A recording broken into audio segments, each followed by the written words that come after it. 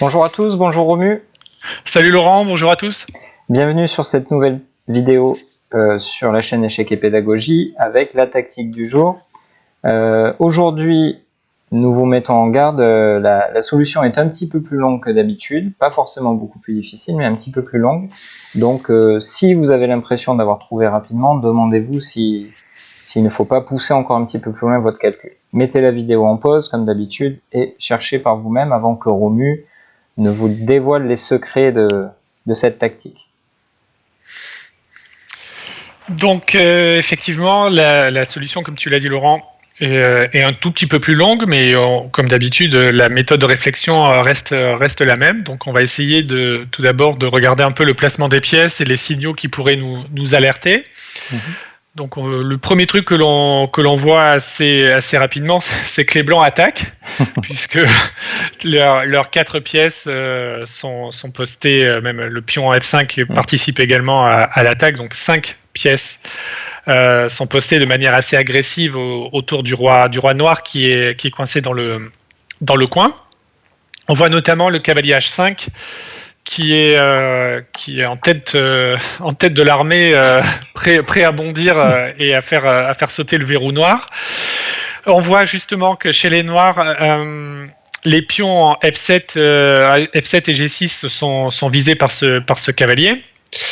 Et donc naturellement, on peut imaginer des sacrifices, puisque quand le nombre d'attaquants dépasse assez grandement le nombre de défenseurs, souvent, c'est signe que le moment de forcer la décision arrive, ce qui est le cas ici. Et donc, le coup que Tartakover a trouvé est le coup spectaculaire tour prend G7. Quelle est l'idée de ce coup ? L'idée est tout simplement d'éliminer le défenseur du pion F6. Donc là, la capture de la tour est obligée, puisque sinon, les noirs auraient perdu un pion du roc pour rien. Et donc après, cavalier prend F6. Le cavalier fait une fourchette entre la dame et le cavalier, et en même temps, le pion F6 défendait le cavalier E5. Donc on va voir que ce cavalier va se retrouver également un peu fragilisé. Donc après cavalier prend F6, la dame noire doit bouger, en restant à la défense de la tour. Dame E7 par exemple, ça ne change pas grand-chose. Cavalier prend E8, dame prend E8. Et donc ici, comme l'a dit Laurent tout à l'heure, il est important de persévérer, parce que si on fait le bilan matériel, on se rend compte que les blancs ont une pièce de moins, certes pour 2 pions, mais quand même, on a du matériel en moins. Mais il faut continuer. Tant qu'on a des menaces, qu'on est capable de faire des menaces, qu'on est capable d'alimenter l'initiative, il faut persévérer dans le calcul, parce que souvent, des ressources cachées s'y trouvent. Donc ici, il suffit d'attaquer le cavalier cloué par le coup dame F4. Donc là, seule défense, il faut protéger le cavalier. Il faut jouer tour E7.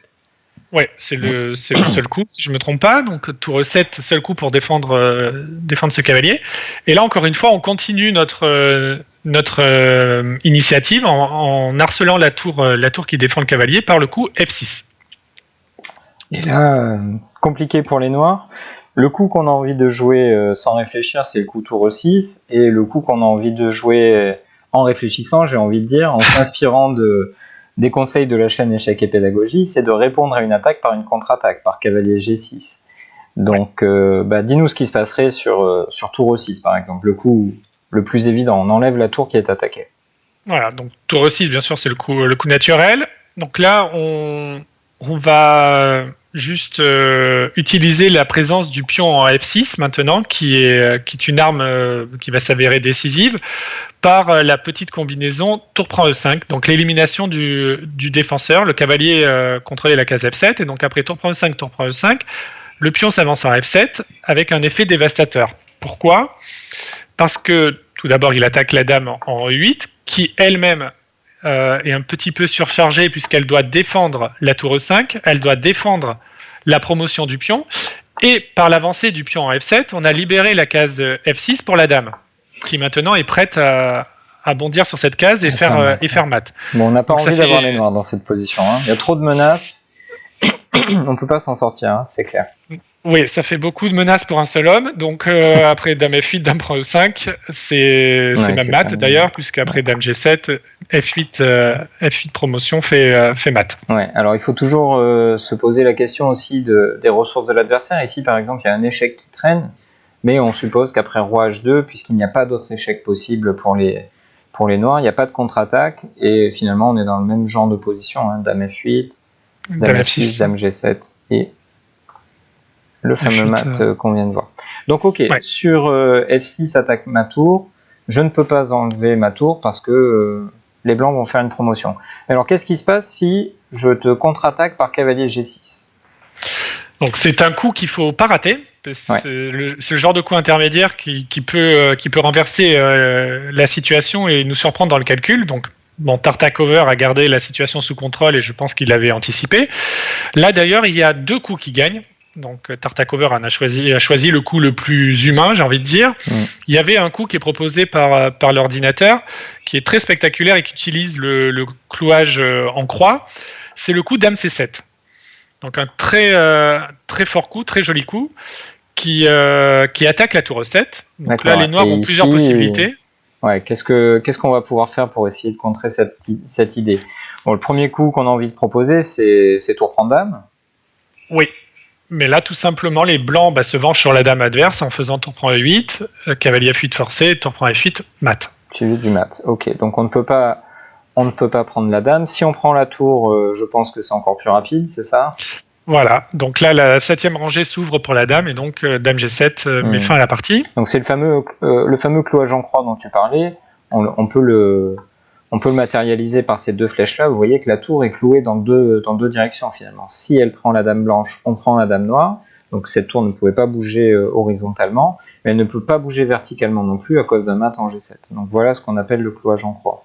Et effectivement, une fois qu'on a vu tout ça, notre tour est immobilisée, mais du coup elle va se faire prendre au prochain coup. Bon. Tartakover n'était pas un ordinateur, heureusement pour lui, et tu nous as dit qu'il a choisi le coup le plus humain. Je pense que c'est aussi le coup qui aura été calculé par les gens qui regardent cette vidéo. Donc c'est tour prend E7. Hein. Voilà, tout simplement, il prend la tour.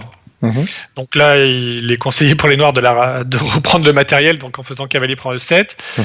Et les blancs ont une pièce de moins, mais évidemment, on ne joue pas pour récupérer le matériel, on joue pour faire des menaces. Et tout à l'heure, on a évoqué la force du pion F.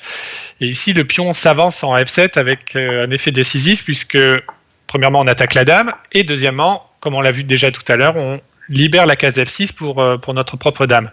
Donc après dame F8, suivrait dame F6 échec, dame G7, F8 dame, cavalier G8 seul coup, et dame prend dame, échec et mat. Très bien. Une autre possibilité à laquelle on aurait pu penser, c'était de donner la dame pour mieux la récupérer ensuite avec dame prend F4. Qu'est-ce que tu conseillerais là-dessus ?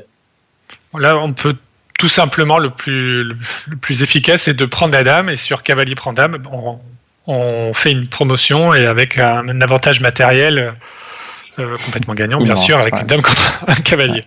D'accord, très bien, merci. Merci Romu pour cette présentation. J'espère que vous aviez trouvé, on espère, que vous aviez tous trouvé cette idée-là de Tartakover. Alors la solution est un petit peu longue, elle fait 7 coups par exemple jusqu'à F7, mais ce que vous pouvez retenir, on va dire, de cette tactique, c'est qu'aux échecs, il est très rare qu'une seule idée soit utilisée, soit appliquée. Dans cette solution, vous avez eu un sacrifice pour supprimer le défenseur, une fourchette, un clouage en croix, l'exploitation d'un pion passé. Bref, il est très rare que vous ne vous serviez que d'un seul thème tactique, donc essayez de mixer vos idées au maximum. Et le deuxième élément, c'est de persévérer dans vos idées. Si vous aviez vu les 3 premiers coups, mais que vous vous étiez arrêté en vous disant j'ai une pièce de moins et ça ne va pas, c'est dommage. Voilà, croyez en vos idées et calculez jusqu'au bout. Bon, merci Romu. Merci. À très bientôt. À très vite. Au revoir.